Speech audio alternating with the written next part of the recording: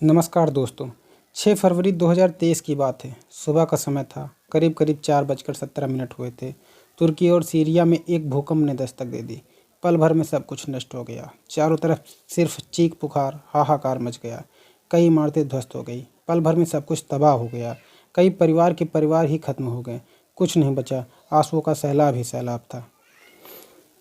चलिए जानते हैं विनाशकारी भूकंप के बारे में। यूएस जियोलॉजिकल सर्वे के मुताबिक भूकंप का केंद्र गाजियानटेप से लगभग 33 किलोमीटर और नूरदगी शहर से लगभग 26 किलोमीटर दूर था और करीब करीब यह 18 किलोमीटर की गहराई पर केंद्रित था। रिएक्टर स्केल पर भूकंप की तीव्रता 7.8 दर्ज की गई। इस भूकंप में अब तक 40,000 से ज़्यादा लोगों की जान चली गई। काफ़ी लोग घर से बेघर हो गए। आइए जानते हैं टर्की में ज़्यादा भूकंप क्यों आते हैं। टर्की का ज़्यादातर हिस्सा एनाटोलियन के टेक्टोनिक प्लेट पर स्थित है।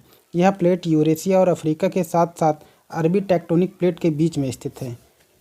मतलब इससे यह निकलता है कि जब कभी भी यूरेशिया और अफ्रीका की टेक्टोनिक प्लेटों में जब भी कोई हल्की सी हरकत होती है तो ये तुर्की के प्लेट पर दबाव पड़ता है और तुर्की में भूकंप के झटके महसूस होते हैं। थोड़ा सा टर्की के भूकंप का इतिहास जानते हैं। सिस्मोलॉजिकली जहाँ पर टर्की में भूकंप आया वह एरिया अपेक्षाकृत शांत है।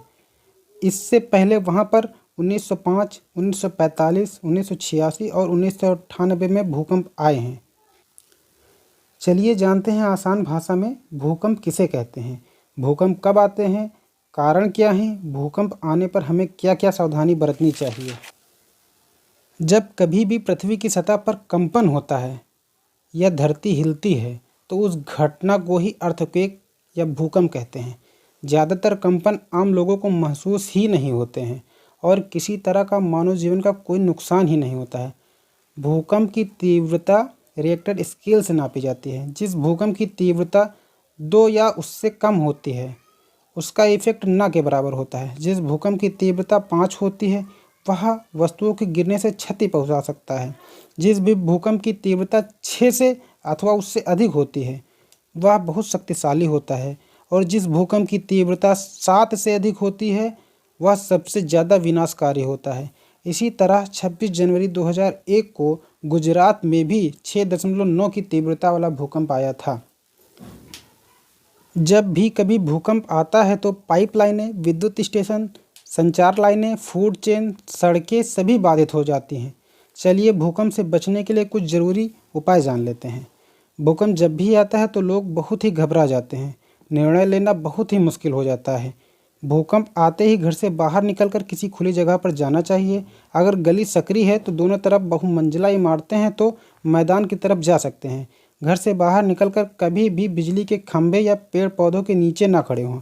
एक बार भूकंप आने के बाद आफ्टर शॉक आ सकते हैं। इससे बचने का इंतजाम तुरंत कर लें। और सबसे ज़रूरी बात यह है कि गवर्नमेंट की बनाई गई गाइडलाइन का पालन करना चाहिए।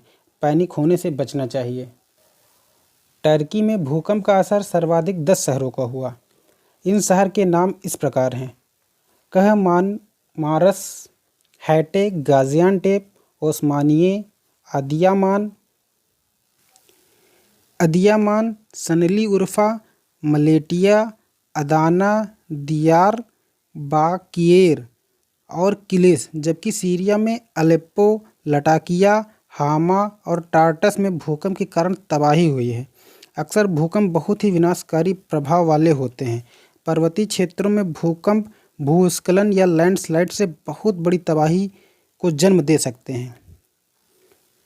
अर्थक्वेक के कारण बड़े बड़े डैम टूट सकते हैं जिससे फ्लड का खतरा बढ़ जाता है। सुनामी के लिए अर्थक्वेक को ही रिस्पॉन्सिबल माना जाता है।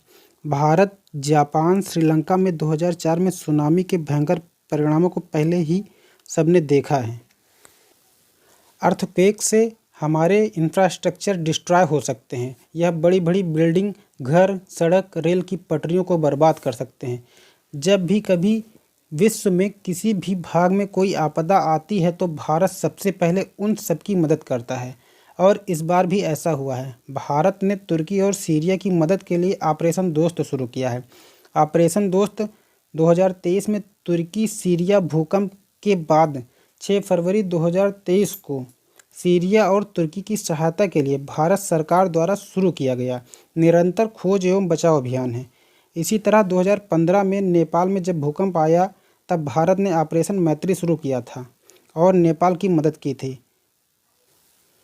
अब अंत में एक सवाल आपसे है, क्या भारत में गरीबों के लिए सरकार द्वारा जो आवास प्रदान किए गए हैं, क्या वह भूकंप रोधी तकनीक से बनाए गए हैं या उनमें कुछ कमियां हैं?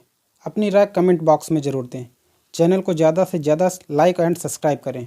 धन्यवाद।